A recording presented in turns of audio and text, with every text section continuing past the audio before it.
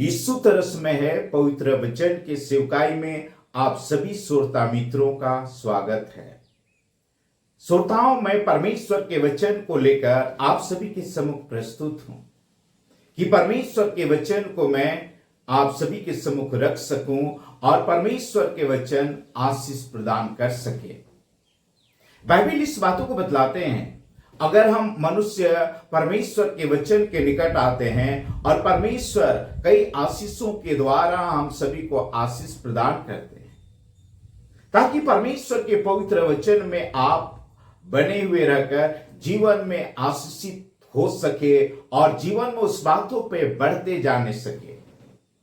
Bible से आज के समय हम इस मुद्दा में आप सभी के सम्मुख बात को प्रस्तुत करूं।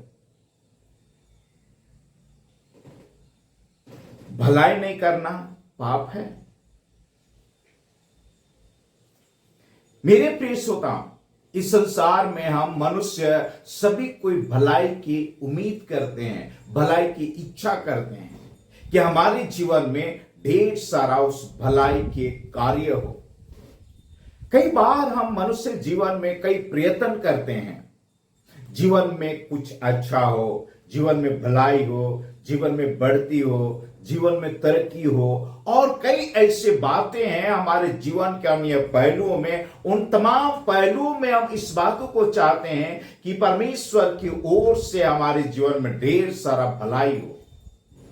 लेकिन कई बार इन सारी बातों को अपने जीवन में होते हुए नहीं देख करके हम जीवन में थकित और बेबस और लाचार महसूस करने लगते हैं और सोचने लगते हैं कि हमारे जीवन में या परिवार में या कार्य क्षेत्र में या जीवन के अन्य पहलुओं में कब भलाई हो प्रकट होंगे, कब ढेर सारा भलाई प्रकट होंगे कि हम जीवन में उस बातों पर बढ़ सके। पर मेरे प्रिय श्रोताओं, जब हम मनुष्य परमेश्वर के वचन के निकट आते हैं और परमेश्वर के द्वारा हम ढेर सारा उस भलाई के कार्य को प्राप्त कर पाते हैं, और जब मनुष्य परमेश्वर के वचन के निकट आता है और एक दूसरे को भलाई करना भी सीख जाता है, सीखता है और एक दूसरे को भलाई कर पाता है, और परमेश्वर की उपस्थिति में एक दूसरे को भलाई करने के द्वारा वह व्यक्ति भी ढेर सारा बातों पर आशीषित और आशीषित हो पाता है। बाइबल इस बातों को बतलाते हैं। याकूब की पत्री वचन अध्याय 4 और पद संख्या 17 वचन, बाइबल इस बातों को बतलाते हैं, अगर हम भलाई करना जानते हैं और यदि हम भलाई ना करें तो हमारे लिए पाप है। प्रभु यीशु मसीह के बारे में इस बातों को पतरस ने उस कुरनेलियुस के परिवार में जब वचन को प्रस्तुत कर रहे थे, और इस बातों को प्रभु यीशु मसीह को उस बातों को याद करके पतरस ने वहां इस बातों को बतलाया, जो प्रेरितों के काम अध्याय 10 और पद संख्या 38 में इस बातों को प्रभु यीशु मसीह ने समझाए, इस बातों को बतलाए कि परमेश्वर पिता ने किस प्रकार प्रभु यीशु मसीह को अभिषेक किया और पवित्र आत्मा के सामर्थ्य से भरकर उन्होंने भलाई करता फिरा, रोगियों को छुटकारा दिया, दुष्ट आत्माओं को निकाला और मनुष्य के जो जरूरतमंद थे उन तमाम चीजों को पूरी करके ढेर सारा भलाई किया उन्होंने। मेरे प्रिय श्रोताओं, और परमेश्वर इस बातों को चाहते हैं कि आप परमेश्वर के पवित्र वचन पर बने हुए रहें, और जब परमेश्वर के वचन पर बने हुए रहते हैं तो परमेश्वर की ओर से ढेर सारा भलाई का कार्य प्रकट होते हैं, और उस भलाई के कामों को, आशीष को प्राप्त कर आप एक दूसरे को भी भलाई कर सकते हैं। इस बात को दाऊद कहते हैं। अगर मैं भजन संहिता 16 अध्याय और 2 वचन में आऊं तो इस बातों को दाऊद कहते हैं परमेश्वर से कि प्रभु तू ही मेरा परमेश्वर है और तेरे सिवाय इस संसार में मेरे लिए भलाई कहीं प्रकट नहीं हो सकती।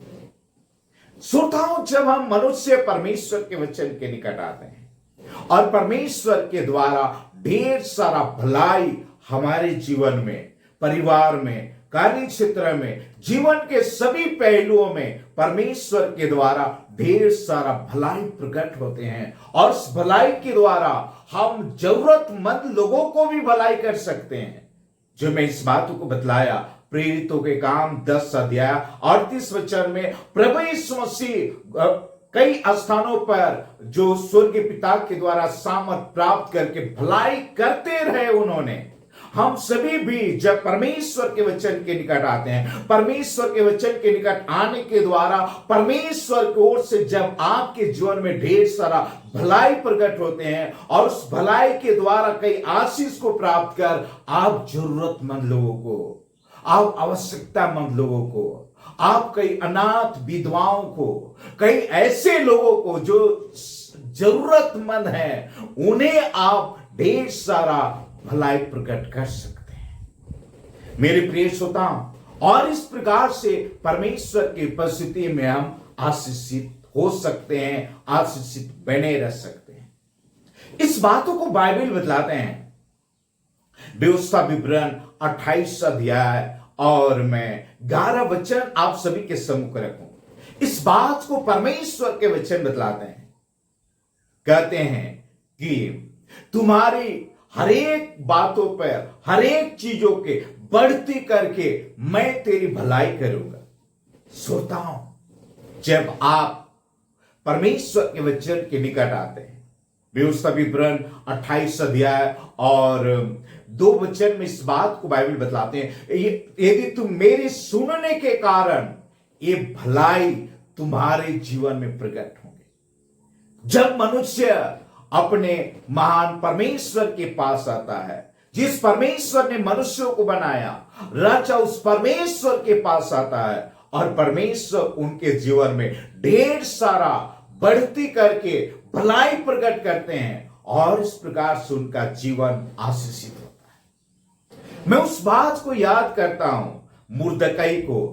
बाइबल इस बात को बतलाते हैं, एस्थेर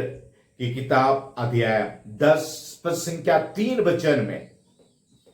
कि उन दिनों में चैस राजा के जस्ट नीचे था मुर्दकई और इस प्रकार से मुर्दकई अपने लोगों के बीच में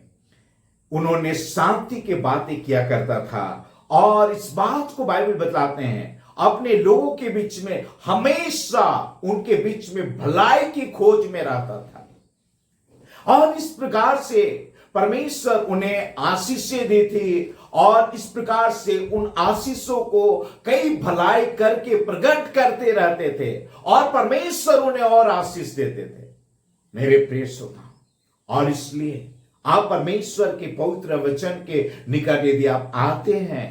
और परमेश्वर के वचन के द्वारा आप उस बातों पर बने रहते हैं और परमेश्वर आपके जीवन में ढेर सारा भलाई प्रकट करते हैं और इस प्रकार से उस भलाई के द्वारा और जरूरतमंद लोगों के बीच में आप भलाई प्रकट कर सकते हैं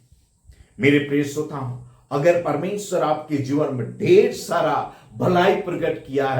भलाई किया है और आपकी आत्मिक बेदारी देकर भलाई किया है, शारीरिक स्वस्थता देकर भलाई किया है और भौतिक बढ़ती देकर भलाई किया है और इस प्रकार से आप यदि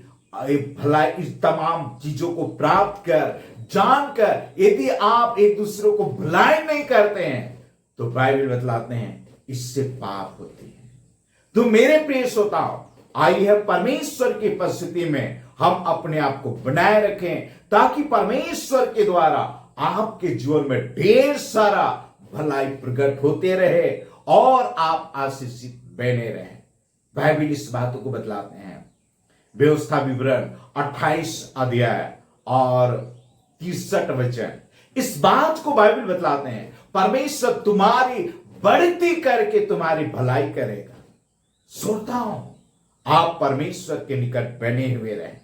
और यदि आपके जीवन में भलाई नहीं है और उस भलाई नहीं होने के कारण आप दुखी है, निराश है, परेशान है, तो प्रभु के निकट आए और परमेश्वर आपके जीवन में ढेर सारा भलाई प्रकट करेंगे और उस भलाई के द्वारा कई आशीष से आशीषित होकर आप अन्य लोगों को, जरूरतमंद लोगों को आप भलाई कर पाएंगे और जीवन में आशीषित हो पाएंगे। परमेश्वर इन बातों के द्वारा आप सभी को बहुत का आशीष प्रदान करे। आमीन।